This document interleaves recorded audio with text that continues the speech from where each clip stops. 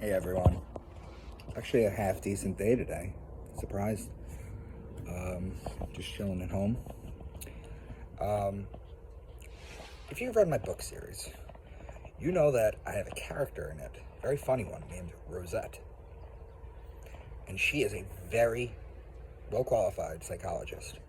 Okay? I fucking love psychology. Okay? It tells us so much about the human condition. It helps us understand things. Okay? So, I wanted to go into a couple psychological things. So I wanted to explain to you guys what the Milgram experiment was, okay? Because it's important that you guys understand this. Maybe some of you remember it from high school psychology. Maybe not. I'll explain it to you. I'll break it down pretty simple, okay? So here's what happened.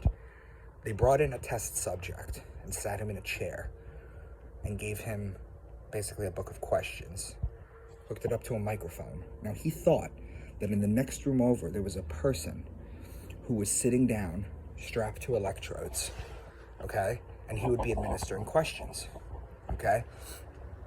What he didn't know is the person in the other room was not strapped down. He was an actor, okay? Now, what they basically did was they had him read the questions, and the actor would purposefully get it wrong, okay? And they would administer a little shock. Well, the dial on the shock continued to go up, okay? And after a while, people got uncomfortable with doing this. But what they found was something incredibly interesting, okay?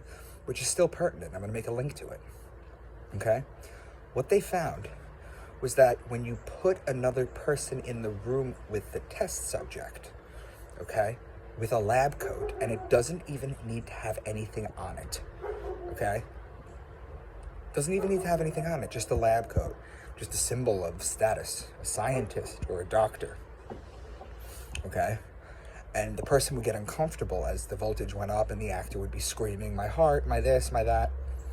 What they found was that the person was uncomfortable and was going to stop it, but the second that the doctor or the scientist would tell them, please continue, this is very important research, please continue, administer the shock, to the point where they kept going until they thought the other person died, okay? Now, why was this study done? Why was it done? Because Stanley Milgram in the 60s, I believe it was the 60s, was obsessed with Adolf Eichner, okay, who had had similar things done in Nazi Germany. And he wanted to see how people would react. What he found was astounding. He found that man, woman, doesn't matter. He found that 4 out of 5 people, 80% of the people, when prompted by the scientist to continue administering the shock to the person, they did it, okay? Even if it made them uncomfortable. It's about following the rules, okay? It's about the power of suggestion, okay?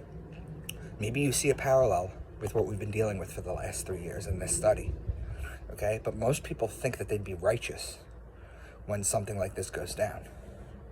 But the truth of the matter is that Stanley Milgram's experiment shows that 80%, okay, that's extraordinary, okay? 4 out of 5 people would push it all the way to the end, okay? So it's important to understand that. If you think you're on the side of the majority and you're on the right side, history has shown that the majority is almost never correct, okay? People have famously said that if you're on the side of the majority, you need to stop and reevaluate what you're doing. And that was the Milgram experiment. It was really that simple.